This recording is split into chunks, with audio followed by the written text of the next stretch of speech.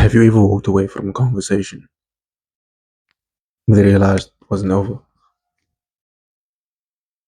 Not because the other person kept talking, but because you did. Did I say too much? Did they think I was awkward? Why did I tell them that? Time passes, and you still keep the conversation alive. Meanwhile, the other person is already forgotten.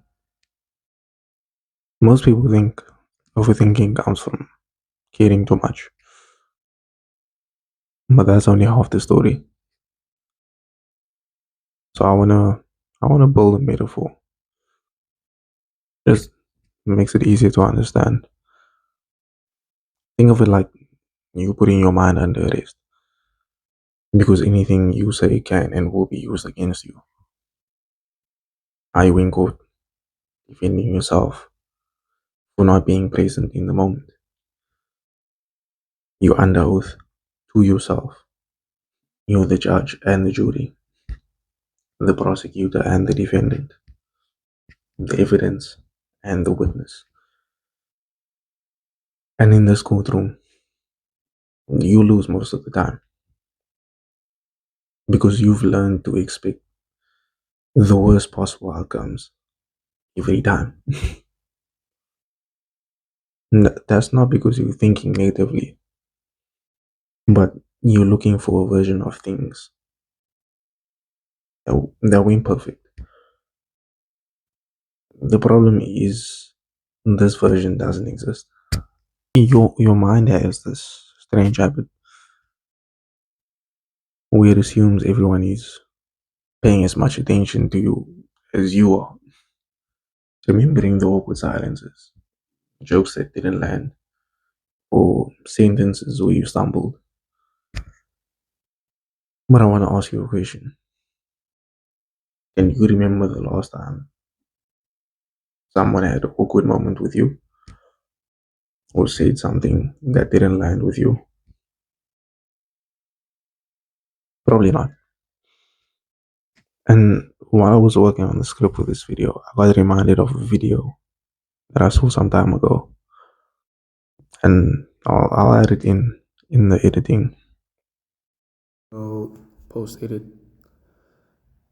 deep over here, man. So I'm not gonna play the whole video for you guys, but I'll just play a portion of it so you get what I'm trying to say.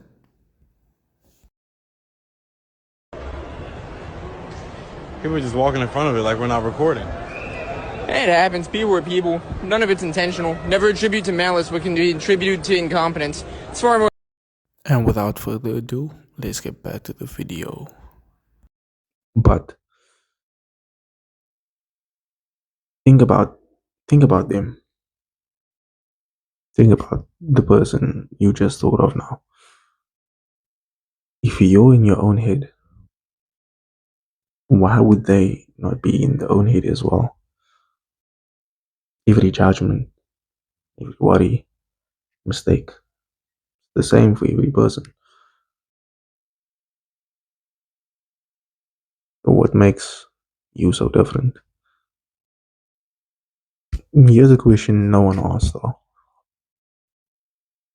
If the conversation is over, who's actually keeping it alive? Every time you replay the moment, you reopen the case, you call the witness back to the stand. Think about it. You are the only one keeping the conversation alive. Yet somehow, you expect a different verdict. The trial never happened in the outside world because it was happening in your mind. And the past is a strange way of surviving. Not because it refuses to leave, but because we refuse to stop inviting it back. Every replay brings that much life, and it makes it more vivid.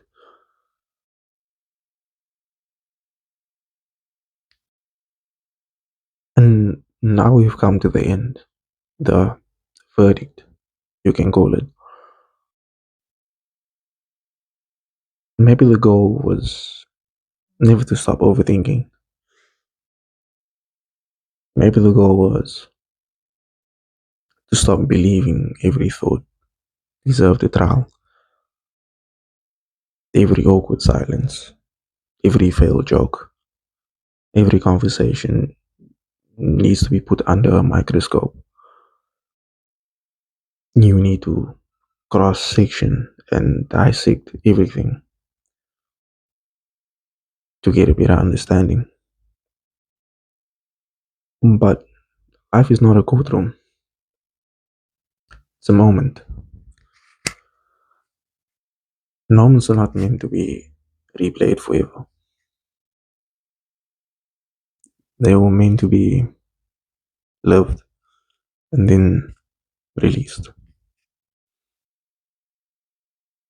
And I wanna put you on to a book that I'm reading now that's helped me come through with this. It's a New Earth. And it goes very much in depth about being present in the moment, relieving yourself of that ego where you think everyone is thinking about you. Everyone is cross dissecting your words, the things you do, your actions. And that's the ego. And this has helped me a lot with understanding that you just have to live in the moment.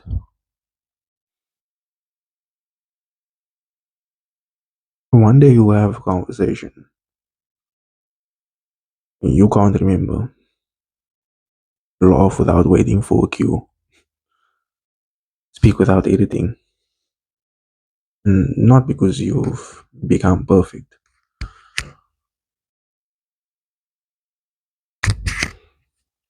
but because you stop demanding perfection from yourself. And maybe that's what peace really is. Not the absence of thought, but wisdom to know that what deserves your attention.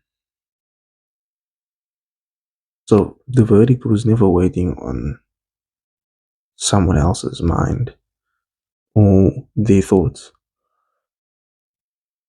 It was in yours all along. The only person who can end the trial is the one who started it. And that's you. And I'd like to leave you with a word. You know, we keep on showing up until the world has no choice but to notice. And that's it for me. I'm signing off.